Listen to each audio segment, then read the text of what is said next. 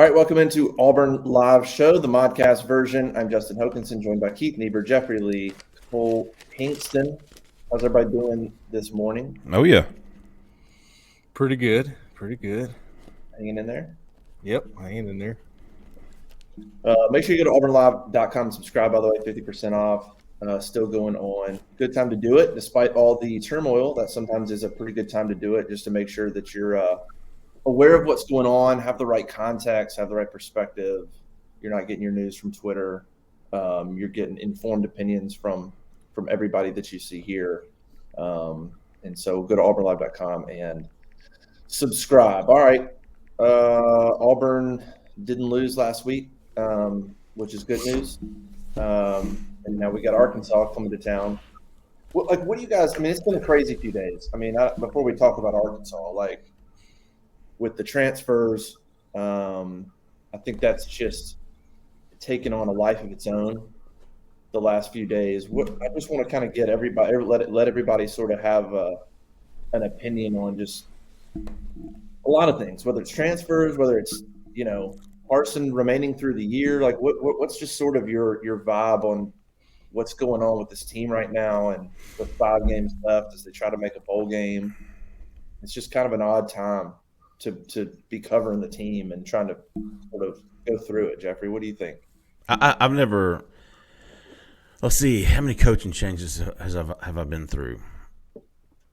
Tubbs to Chizik to Gus to Harsin, so 4. I've never seen anything like it. And, okay, I don't blame Harsin for continuing to coach to the whistle, Keith. I don't blame the fans for wanting him gone as soon as possible. I don't blame the players for wanting to get the hell out of here. I don't blame Harsin for telling them, play or you're done. I don't blame – I posted on the corner yesterday. I blame the administration for putting everybody through this, including us. But as I said yesterday, the players deserve better. The fans deserve better.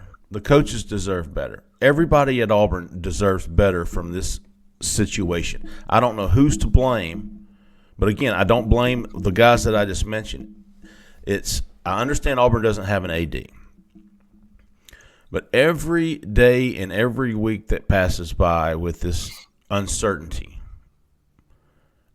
it just revs up the fan base more and more and more. It's like a rubber band, and you're just tightening it and tightening it and tightening it, and it's either going to break or it's going to pop off, and something's got to be done. Something's got to be said.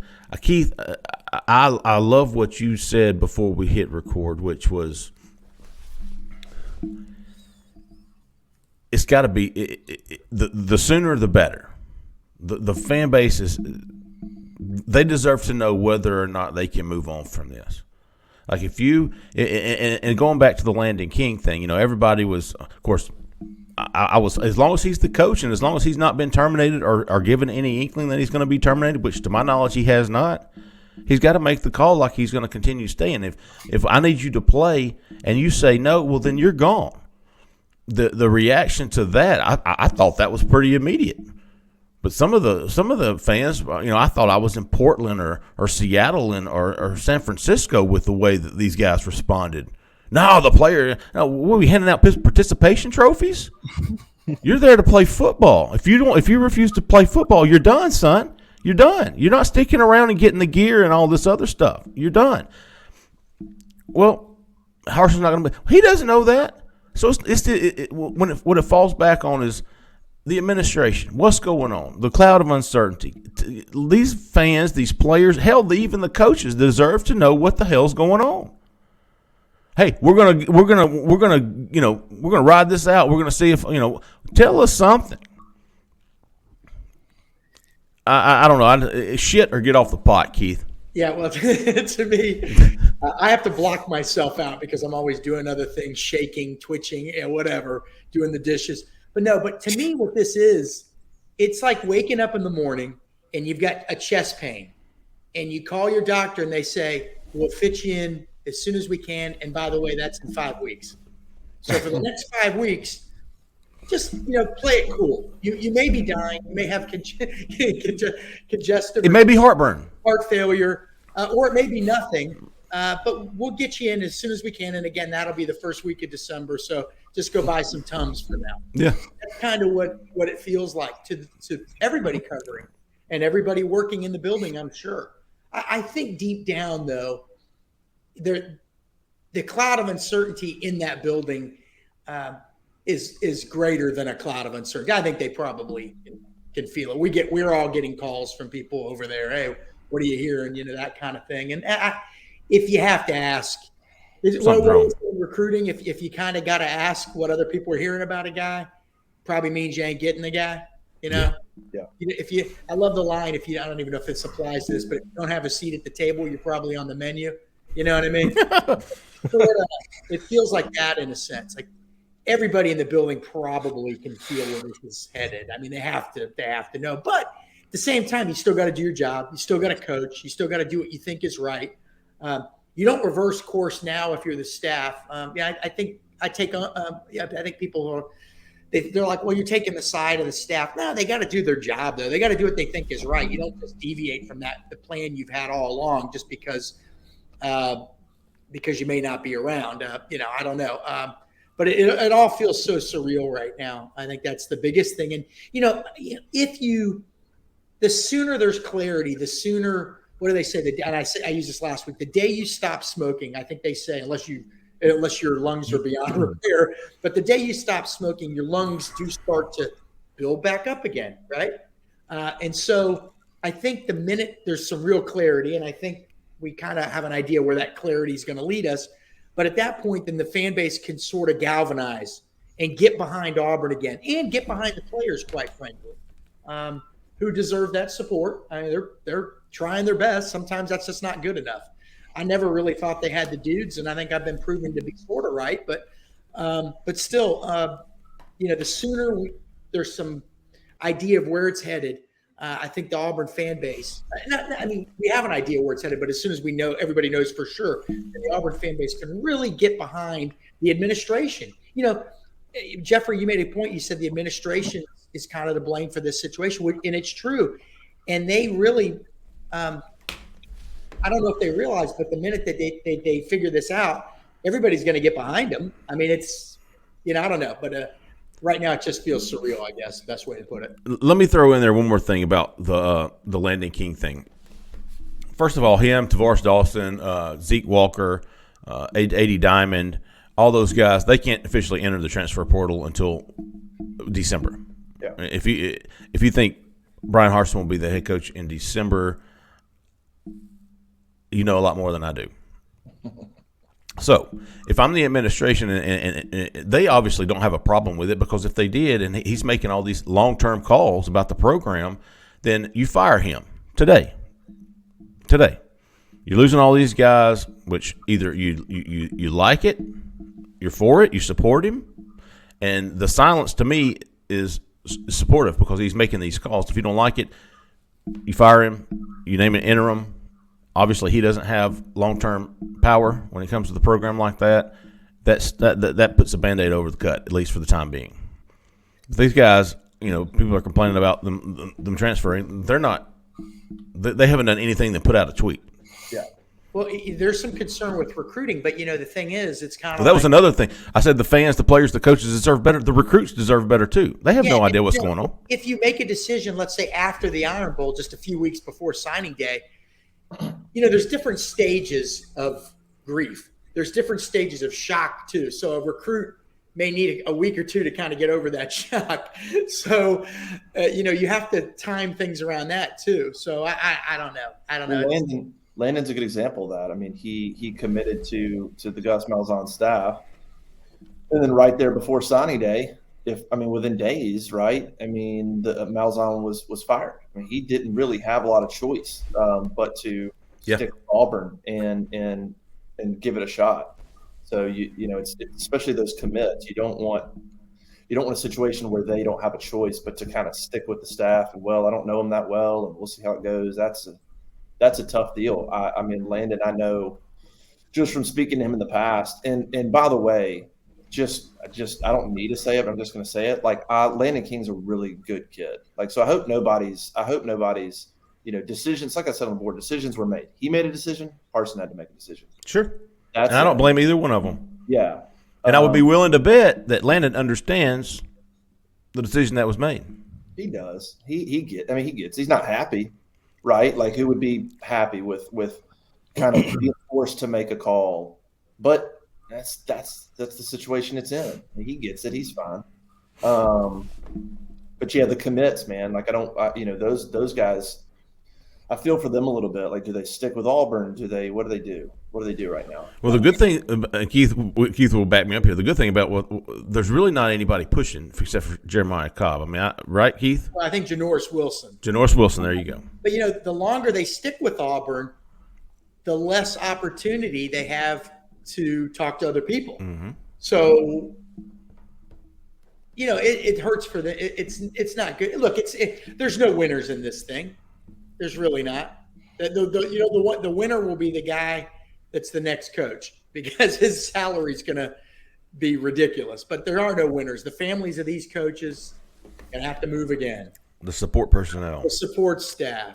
I think there's people. I remember about a year ago I was over at the athletic complex and I noticed that there were still a handful of license plates that had Idaho tags on the cars there. So there's people that work over there from Idaho that we don't even know. You know what I mean? Wow. And they kind of uprooted things, and that's the risk. We've all Justin, Jeffrey, Cole. We've all taken jobs and left jobs, and you always assume some risk. Let's be honest, but that doesn't mean you can't have some empathy for some people. So the sooner it's resolved, the sooner everybody can turn the page and get on to the next chapter in their lives. I'll give a quick opinion on this, and then we can keep rolling here. But Cole. This is all we're talking about for the next hour. Okay, well, then I'll make it longer. Well, on the Landon King thing, I'm with y'all. I don't blame Landon King at all because that's a rule. I mean, if that's an open rule or something that you can go ahead and redshirt and do that, and you got an NFL time clock that you're worried about. I mean, I wouldn't do it, but I never had an NFL time clock. Nobody. I had no shot of going to the NFL. He does because he's a big guy with athletic ability. So I don't blame him for making that decision, and I don't blame Brian Harsin for making his decision on his football team. Because until something happens, it is his football team, right? And I'm with you. To me, the quickest way to piss off a fan base is to hesitate. I think hesitation in any regard is going to piss off a fan base when they're looking for an answer. Mm-hmm. Hesitation back in February signing day when Harsin didn't sign anybody. He hesitated because he had some things he wanted to take care of. Well, if there were guys there you could have taken to build the roster, you probably should have done it, and the fans would feel a little bit better at that point. But now you're in this situation where you've shown that maybe roster building's not your thing, and that's where it all stems from, in my opinion. That's the originating factor in everything was the roster building. He showed early on that people were very worried about how he was going to build this roster looking at the 2023 year. And that's not all his fault because there were some holes before he got there. But if he can't build it, then he's not the right guy for the job, right? That's the situation Auburn's in right now, and that's where it all stems from. And everybody still feels the same way because even if the record was better right now, they'd still go, man, that roster next year, though. Okay, you won. You beat Penn State. You beat a couple of – well, what about the roster next year? That's going to be the question every time. That's what it all stems to, in my opinion. Yeah, that's a fair point. The roster, I'm scared to do I mean, just think about if I was like, hey, guys, while we're at it, let's just take a quick look at the roster next year. I mean, it would be a nightmare. Yeah. I don't need to add – people are already struggling on our board to have good days, I feel like, so I'm not going to do that to them. But it's just everything about the situation is messy right now. I guess the thing about the transfer thing I would say is I have, it's like I told you guys yesterday, I don't know why this was seemingly seemed to be like the straw that broke the camel's back. Like the reaction to this on our message board, on social media has been just extreme to me. Like this is the thing that set him off. And I guess I just don't know why this is. You got a long list of things that you can talk about with Brian Harsin. I'm not sure what. Like, I guess I'm numb to it. I'm like, guys, I've been writing about it. I don't know why this is the one. This is just another thing. I don't even blame Harsin for what really happened. I just don't get the reaction to like some of the stuff that's being said about burning the program to the ground. And I'm like, hold on. Like, no disrespect to anybody, but has any other than like it's Amari Harvey, Ian Matthews, A.D. Diamond? I mean, like, these guys didn't play. And so they don't want to be there. I don't understand. They're down the depth chart. And so now they're like, well, I don't want to waste a year where I'm not playing. Cool. Okay. This is just a weird week to me. And I think it just signifies greater thing. People are just frustrated in general. It's not necessarily about that. It's just kind of one more thing, negative thing that they want to tackle on. I guess I just had a disconnect to the reaction to this, the vitriol about these decisions, I guess. Well, I think my small theory on it is that it just, again, I'm going to stay on the same topic with the roster. It just shatters any glimmer of hope that you can get depth onto this roster, right? That more guys like that, former four-star guys, you got to remember that too. These are four-star guys.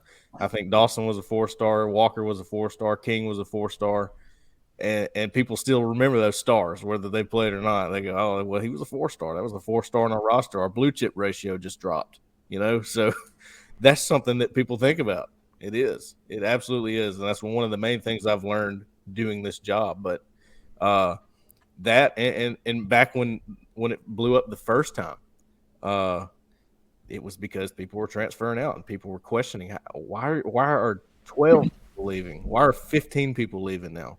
And now it's happening again. It's like another cycle, and everybody goes, "Oh no, we can't do this again. We can't do this again." Yeah, I get it. Oh, sorry. No, you good. When you look at the roster next year, there's concerns, obviously. So here's the big thing, though. Even if you crushed it in the transfer portal and you found 10 starters, good starters out of the transfer portal, you still wouldn't have a lot of depth next year. You'd almost be right back to where you are this year.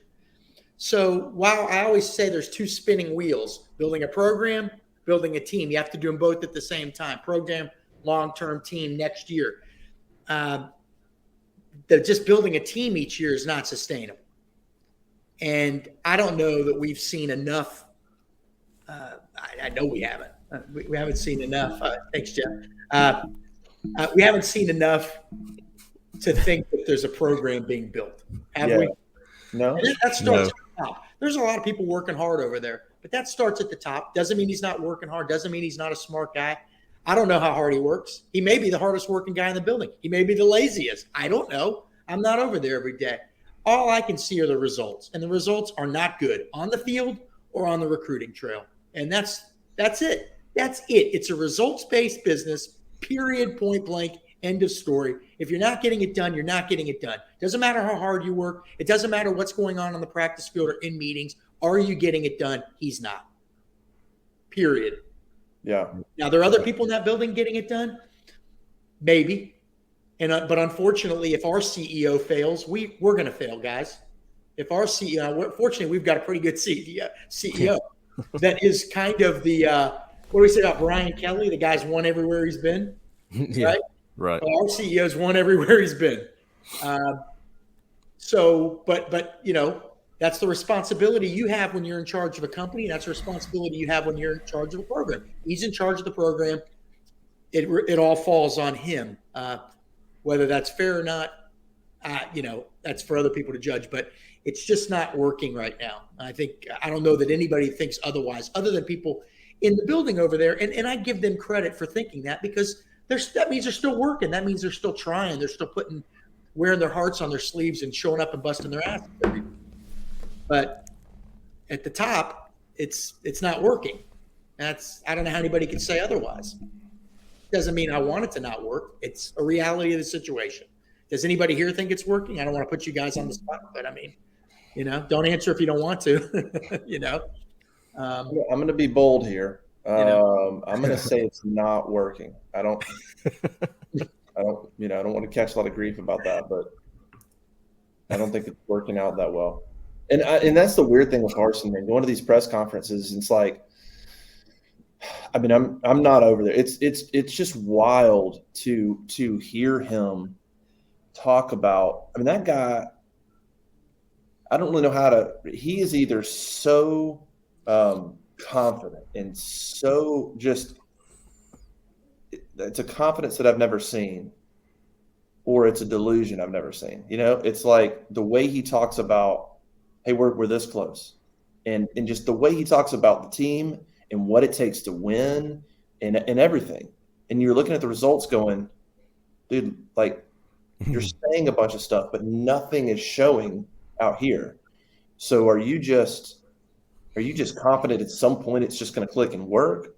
Or are you just really good at this high level kind of pie in the sky, you know, rhetoric that sounds great, but then you don't really know how to make it actually happen? It's a weird dynamic that I haven't quite put together with him. Maybe he's just trying to keep. And look, I think the fair thing to do is criticize people when they deserve to be criticized, but be fair to them when you can. Or be fair to them always, but point out the things that aren't bad. And maybe what he's doing with that, Justin, I mean, I'm just spitballing here, is that, you know, he knows that they're down. Talent-wise and probably mental state right now. Maybe he's just trying to use that as a motivational ploy. Hey, we're close. Maybe he's just trying to keep them focused. And for that, I don't necessarily. If that's the case, then I wouldn't blame him for that. You know, like Jeffrey said, he's coaching. He's doing what he thinks is the right thing to do. And part of being a head coach is being a psychologist. And so while I'm critical of other things, I don't know. I mean, you're there at the press conferences. I'm not, so I don't want to, step on your turf there, but maybe it's just a motivational ploy, which I would understand that if that's the case. I guess my thing here is when you go back to making the call on him or not, like what's the at this point, what's the best case scenario for the rest of the season? Best case scenario is 7-5. Right. You think that's going to garner support from anybody? Not unless he gets 20 commits and some transfer portal pickups in the process. Okay, let's say best case scenario, 7-5, top 10 class. Or, I mean, should we talk about best case scenario, or should we talk about realistic? I mean, that's what my point is. Let's be reasonable. That's not going to happen. What's a best case / reasonable expectation? Because they're not going to beat Alabama. They're just not. They're not. They don't have the offense. No. They're not going to win that football game. I don't think they even think that. So they're 6-6 is best case for this team, and whatever on the recruiting trail, and that's obviously there's no coming back from where we are. That was kind of where I was getting to. Like even the best case scenario, I just don't. If the best case scenario is 6-6, 7-5, who you got? Arkansas, Mississippi State, A&M, Western Kentucky, Alabama. Auburn's going to be favored in maybe one of those. Western Kentucky, that's it, I think. Maybe one of those. So you're going to go one win in the SEC, which was a gift from Missouri. Nice. Yeah. I just don't. If the best case scenario still isn't good enough, then what are we doing? Yeah, that's the thing I've gone back. I mean, that's been the question for weeks that people have asked over and over. Why not do it now? Why wait? I don't really have a good answer for that. I'm not. There's got to be things internally. There obviously are that I don't know. I'm not aware of. I mean, I've talked through like, well, the money. Okay, well, the money's not really that different now or into the year. Okay, like what are the pros and cons of firing him? I remember last year when LSU made that change, right? They barely had enough players to field for a bowl game. So I thought, well, if Auburn thinks they've even got a shot at a bowl game and they were to fire the coach early, I don't know. I guess I go back to the AD search and think, well, that's probably taking up people's time. God, listen. And resources. Like, well, they can't do two things at once, I guess. They want to – I don't know. I guess it seems like they want to get an AD hired now first. And that's got to be – if there was an AD in place right now, but even then, I don't know. I just don't really understand why you're delaying it at this point. You had your chance in the bye week. You can't do it now. You can't do it in a game week. I mean, that's you're just screwing the players if you do that. I don't think that's right. I mean, you're giving them no shot. I would say 2 weeks ago, I think I even made the case to wait until after the season. I mean, I can see it from both, but man, I'm to the point now where I think I wrote this, dude. Personally, I'm over it, man. Yeah. You know, again, and I think the Landon King, the long-term decisions, which again doesn't really mean long-term because they won't be able to transfer until presumably he's gone. But those, if you want to take that off the plate, then and move, and as Keith said, put that light at the end of the tunnel for these fans. Give them something else to talk about, something positive, some hope, because that's what they need right now. They need some hope. And the quickest way to give them that is to remove him as a head coach, place an interim, take the long-term decisions, the power from the interim. Obviously, he's not going to be kicking players off the team. Give these fans something to look forward to. I mean, seriously, what percentage of the fans are still going, hey, you know what, maybe he can make it work? None. I mean, really, it's probably none. And I think the only ones are trolls. Like you can't really believe that. Yeah, you'd be hard pressed to find anybody that can make a solid case that he's building something and it's on the right trajectory. You can't make that case, and you wouldn't find anybody. I'm curious about the crowd Saturday because I thought it was going to be still. Look, I mean, it's been 2 road games. It's been 3+ weeks, I guess, and a great weather. I still think it'll be a really good crowd. I'm curious about the kind of the energy, I guess, after if you guys transfer after this week. Just kind of, it's going to be weird. I think at 11 a.m. If they don't get off to a good start, it could just be a really weird. I'm thinking 70 at most. And you're going to have some recruits there. They're going to have some official visitors there. Yeah. Has the A&M game time been announced yet? No. Mississippi State's at night. At Starkville. Yeah. A&M, no. That'll be Sunday, I believe. That'll be a big game. I'm about Bay Fall, man. We just need to impress big man. I'm not even worried about football recruits. We need to impress big man Fall on the basketball. Oh, Bay Fall, yeah. Yeah. I was thinking spring, fall. What are you talking about? Winter is coming, big dog. It's coming. That's what we need to impress. Bay Fall, yes. Yeah, man. Yeah, I'll change my tone there. There we go. Get excited. Yeah, a little uptick there. Anything else? Any lingering thoughts before we move on? Hell no, I'm done with it. Okay. Just want to give everybody a chance. It's been a kind of a weird, crazy week. Arkansas game. All right, let's do picks real quick, and then let's talk Arkansas. Let's prize picks, and we'll get into that, and then we can kind of talk about a little bit what we think about Auburn's chances against Arkansas on Saturday. Ooh. Prize picks. Prize picks. That's my little trusty. Man, hey, listen, I've been on fire with prize pick now. On fire. Prize picks. Y'all know what prize picks are? If you don't, go download the app, get registered, man. It's a lot of fun. 50-50 on a couple of picks, and you're in. It's the simplest form of real money daily fantasy sports and just pits you against the numbers. Whether you're a fantasy sports nut or a casual fan looking to add some excitement to the game, Prize Picks is the perfect game for you. Got action in Alabama, Florida, Texas, Texas, Kentucky, Georgia. Over 70% of the United States. You select 2 to 5 players, predict if they will go more or less in their Prize Pick projection. Cole has had some luck. I have too. And also, if you get signed up today, Prospects has got a special promotion for Auburn fans. Type in the promo code War Eagle, all caps, one word. They will match 100% of your first deposit up to $100. So you'll double your money the instant you sign up.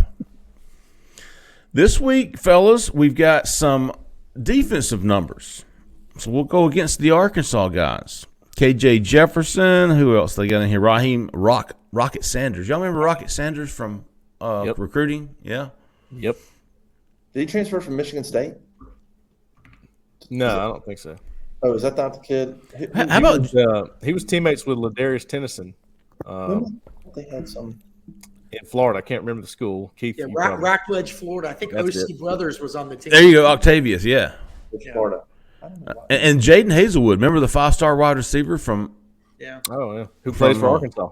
who Yeah, plays well, for the Arkansas? connection there is his former coach at Cedar Grove, Jimmy Smith, I believe, is the running backs coach at Arkansas.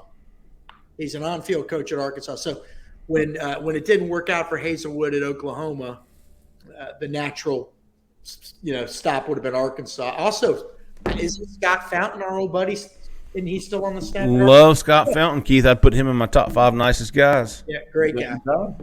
Great guy. He is the special teams tight ends coach there at Arkansas. He was in Georgia before that. Where? Right. What would you say? Wasn't he with Kirby there for a few years at Georgia? Before. Yes, he was. I went back and looked at Arkansas, what they've done this year. They really haven't. I mean, they beat South Carolina, which is now ranked, but they beat South Carolina early in the season when they weren't really playing well. They beat A&M when A&M sort of gave them the game with that 95. Arkansas should have won that game. Absolutely should have won. Yeah, Alabama. They did play pretty well for 3 quarters, but still lost by 23. And then Mississippi State boat raced them. Yeah. And BYU is not nearly as good as I thought they were 4 weeks ago. So they're still kind of searching for their game right now too. But they are 5-3. But Arkansas. yeah, Arkansas. Their defense is a mess, isn't it, Cole? Yeah, it's actually worse than Auburn's on paper. Yeah, Okay, Cole. Knowing that, here's your couple of numbers. Passing leaders and rushing leaders for Arkansas. According to Prize Picks, KJ Jefferson's projection is 200 passing yards, 200.5 passing yards. Rocket Sanders, 100.5 rushing yards. Will Auburn give up a quarterback throwing for more than 200 yards and a rusher of more than 100 yards? Justin says yes. I seem to think it's going to be a high-scoring game for Arkansas. What was the Zach posted the over-under? 62 and a 3.5-point spread favored to Arkansas, so they're thinking 33-30, something along those lines. Yeah, that adds up. That's kind of where I think that's probably right.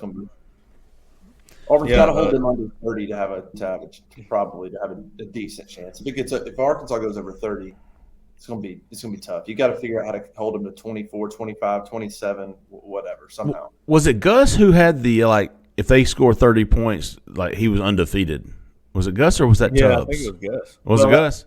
Tubbs had the one. Here's how college football's changed. 20. Had the one that was 20. Yep. Yeah, if they held somebody under 20, or if they scored, I don't know. But yeah, If Tuberville scored 21 points, they were winning. yeah, pretty much. And Gus was 31. Defense, maybe. And Auburn now is going to be 41. Oh, Passing yards, KJ Jefferson. He's back from injury. Been back for a couple of weeks now, if I'm not mistaken. 200.5 passing yards. I don't know about that one. The only confidence I have in the Auburn, I don't have confidence in the D-line. I don't have confidence in the linebackers. I do have confidence. I have confidence in the pass rush off the edge, and I have confidence in the defense, the defensive backfield. yeah. So with that, I would say I'm going to go less, fewer, whatever it is. Less, yeah. Yeah, I'm going less, 200.5. But I'm Rocket Sanders probably go off I'm in going the second more. half. Yeah, and I'll probably go more on Rocket. Yep, me too.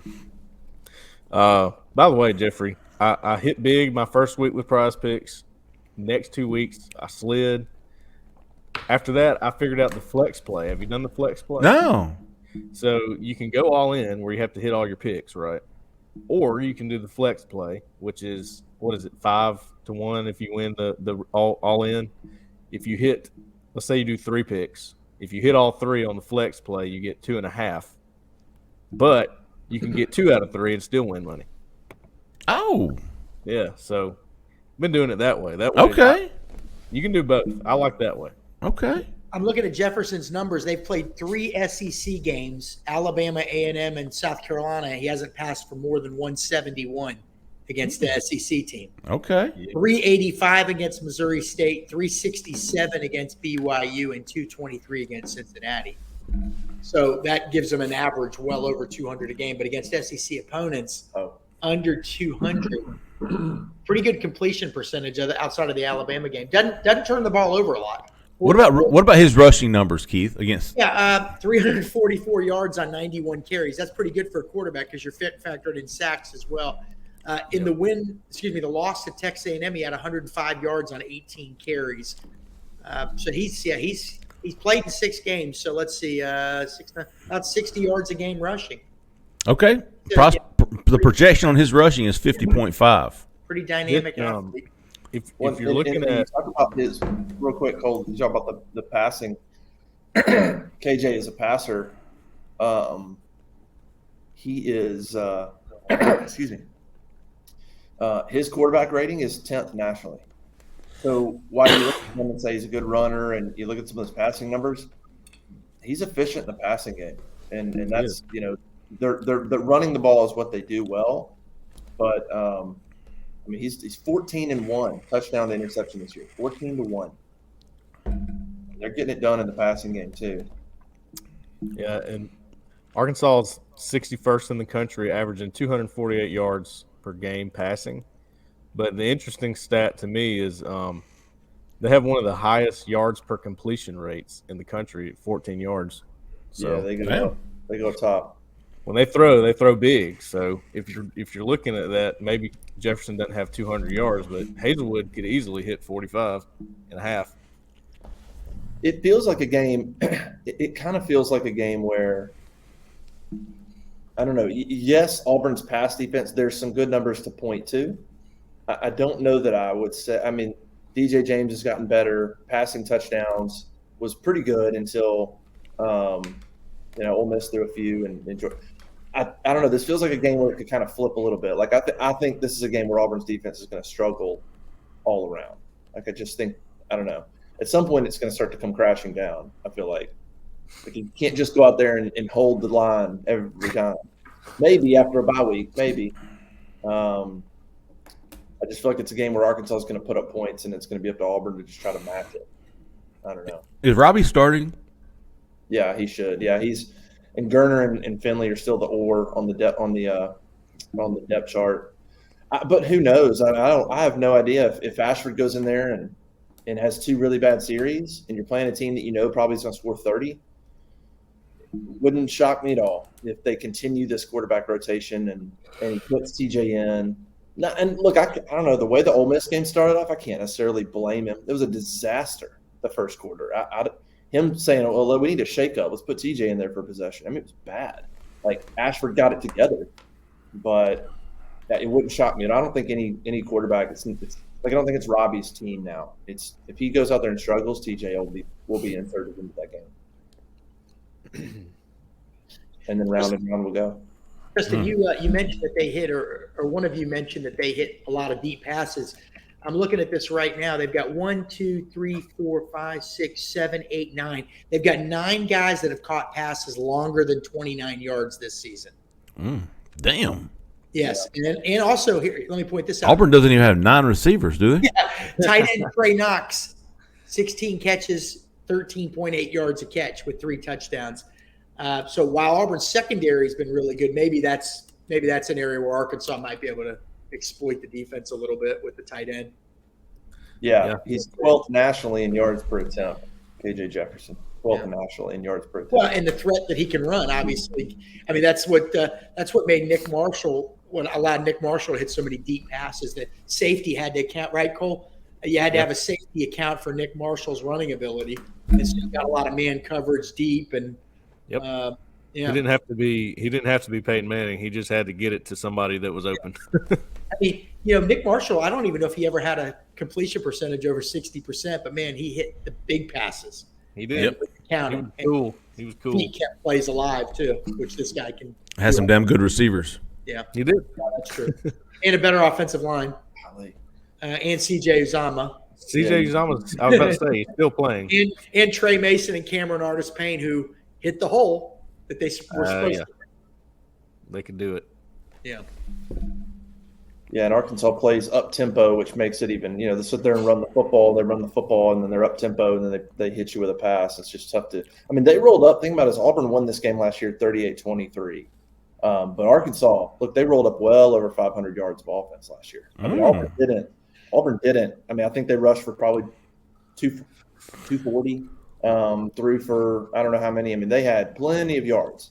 Auburn just came up with a few stops. I think had a turnover here and there, and held them to a field goal. I guess a couple of field goals. They just held them down a little bit.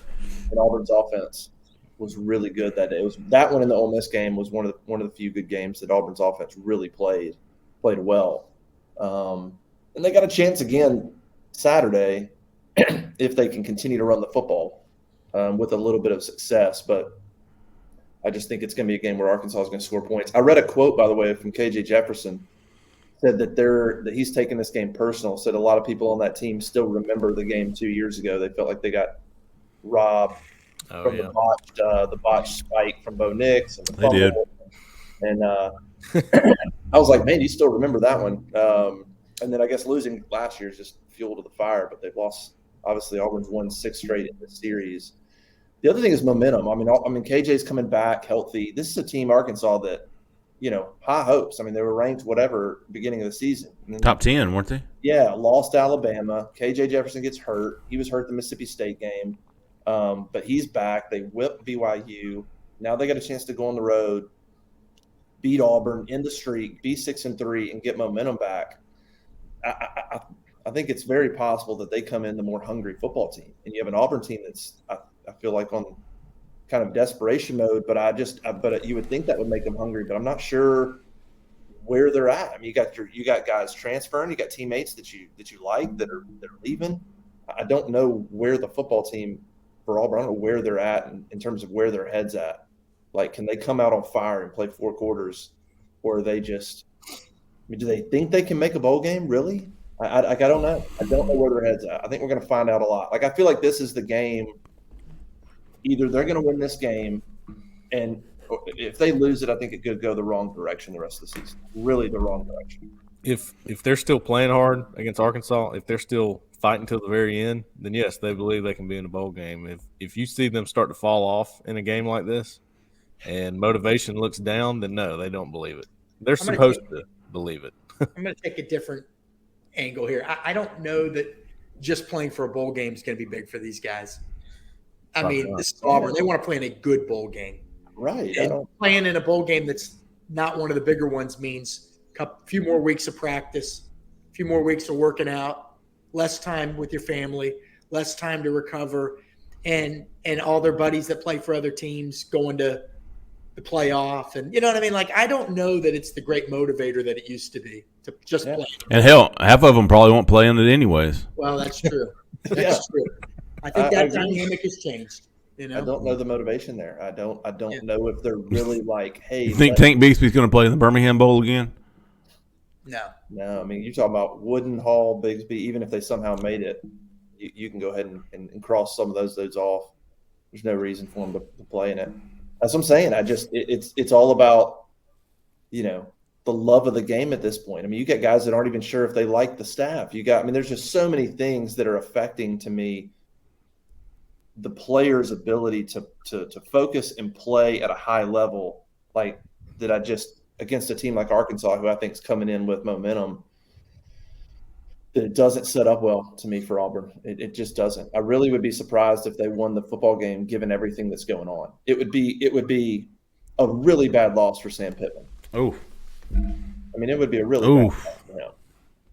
If they're fans, if you come off whipping BYU on the road and you got a bye week and you're playing a floundering coach and program and you lose this game, I mean, think about it from their perspective. That's a bad loss. It is for them. And it's hard for me to imagine a scenario where Auburn wins this game unless Arkansas kind of gives it to them. And you're like, whoa, well, Auburn just kind of found a way to get out of that with a win. That's interesting. Does anybody have Auburn winning here? I can't pick them to win. I can't. I'm same way, Justin. I can't. I do think they'll score. I do think they'll continue a little bit of success they had from Oxford, partly because they had some success, partly because they had a bye week, partly because Arkansas's defense is struggled. So I do think Auburn will, score 24 points, potentially more. I don't think it's going to be a game where they're held to 13. That would be just an epic disaster. I just don't think they're going to be able to score. I think it's probably I don't know, it could be a 38-24 game, Arkansas. It could be 31-24, I guess, but I don't know if Auburn's going to get past 24, 27 points without some turnovers. I've got it 34-27. Yeah. I'm thinking you going to predict 50? I mean, you nailed the 50 side.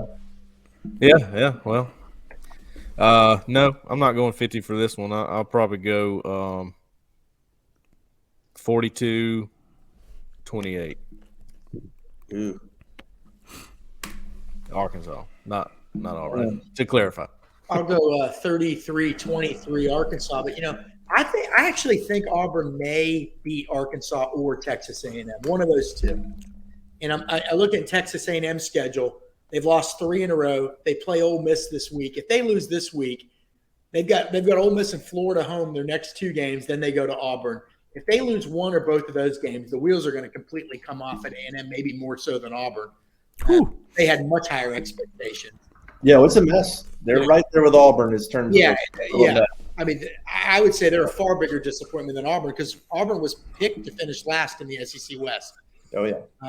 They were going to show the media, remember? They were going to, sometimes, by the way, did the haters ever get apologies from people? Everybody always wants haters to apologize. Did anybody ever apologize? The season's not done. Just watch. Well, that's true. But I think A&M, I think Auburn can win one of those 2 games. At Mississippi State would worry me. That's the worst matchup, I think. The Mississippi State, I think there's no chance Auburn wins that game. I think the worst matchup.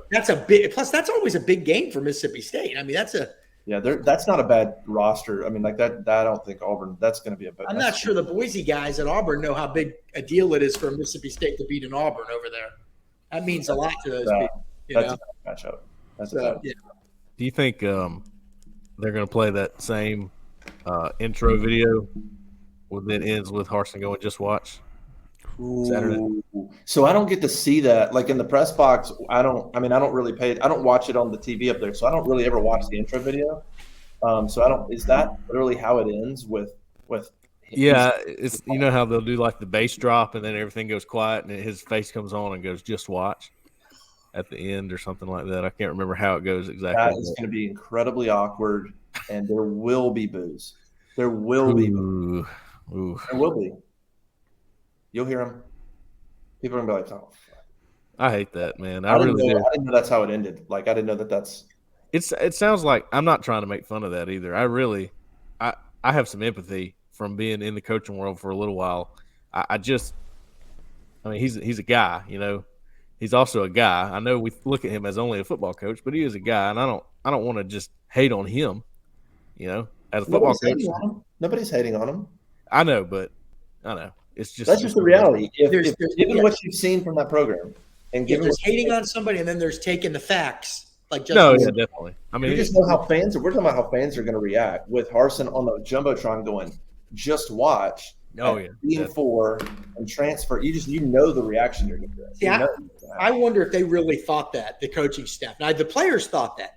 They thought over the summer they could be really good. I wonder if the coaching staff and Harsin really thought that, or whether it was a motivational ploy. Hey, let's get these guys feeling good about themselves.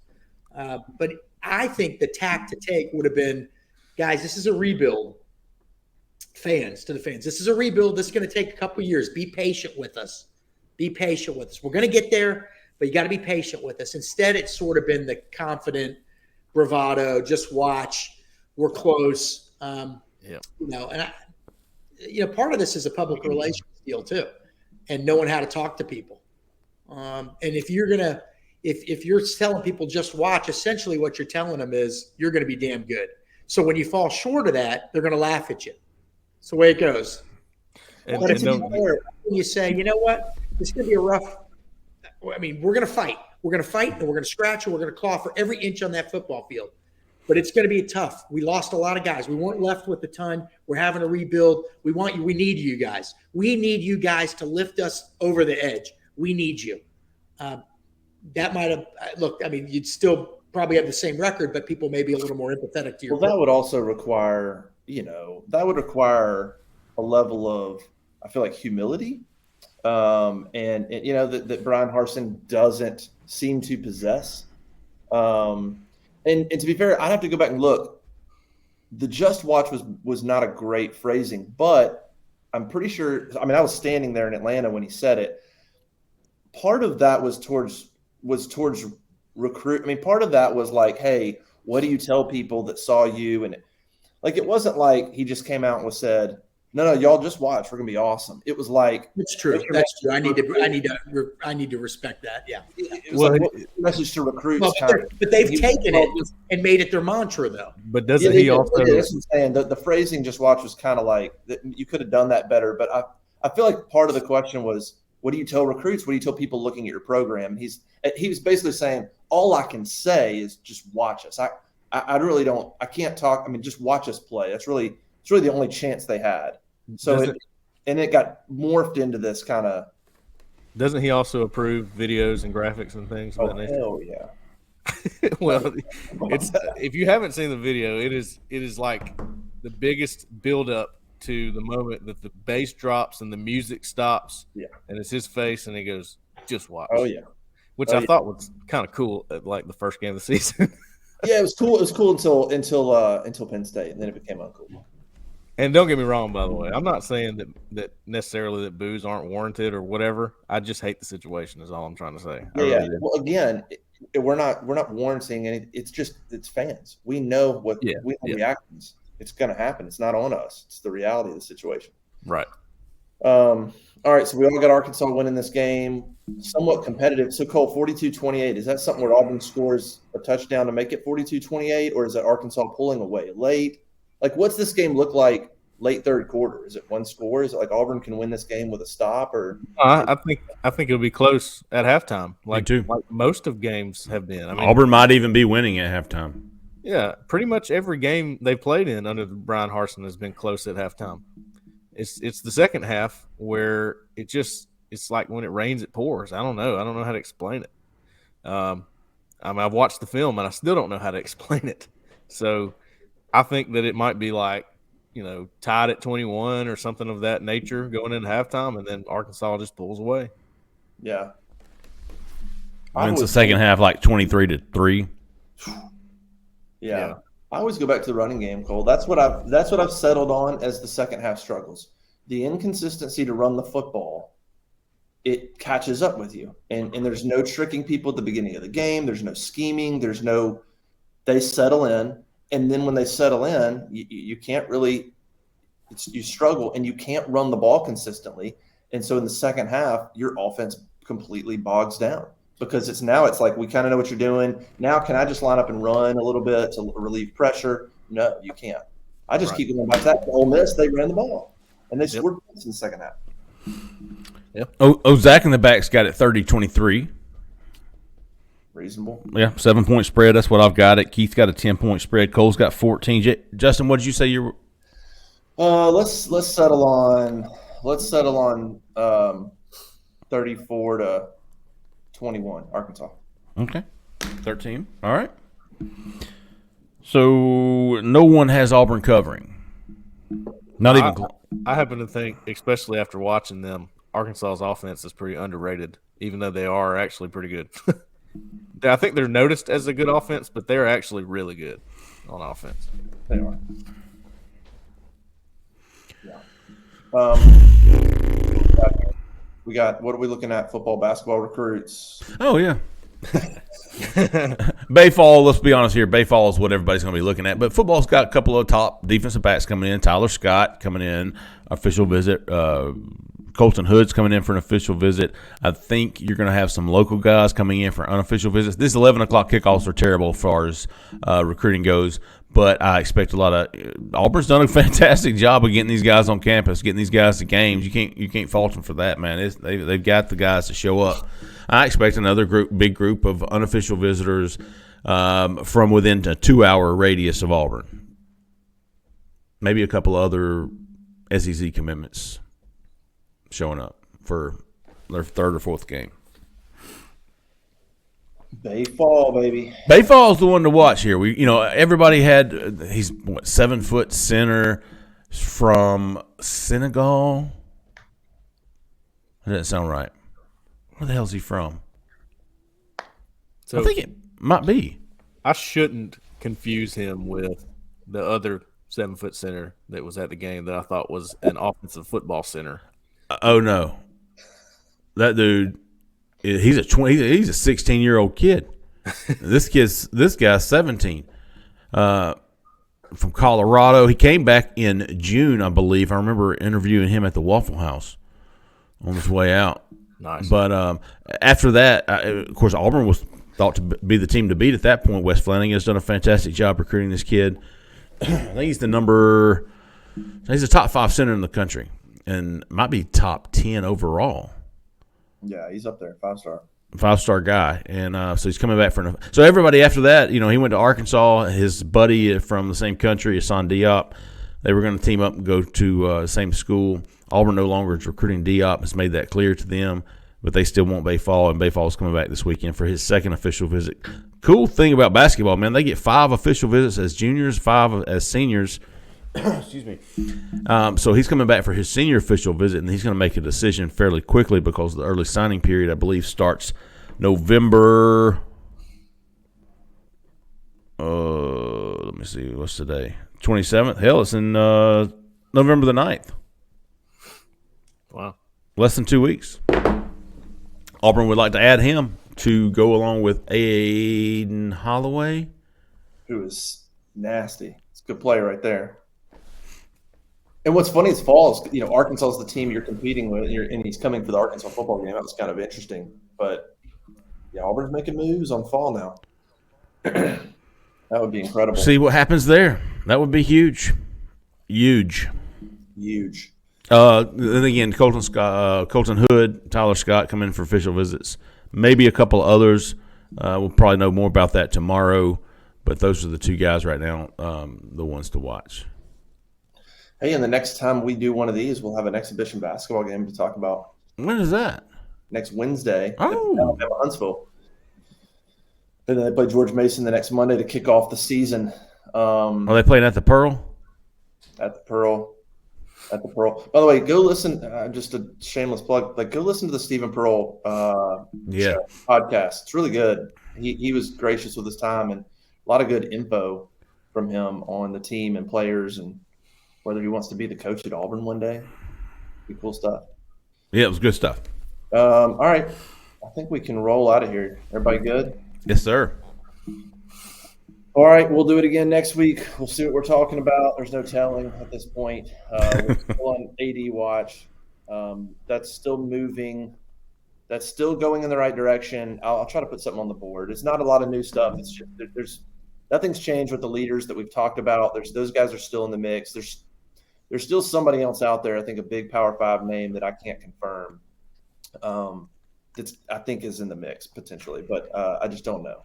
So, but that's moving. It's just moving a little slower now, but I think we're still looking at probably next week. And then we'll see what's going on with football. All right, let's get out of here. Keith, Pink, Jeffrey, Justin, AuburnLive.com. Go subscribe. We'll catch y'all next time.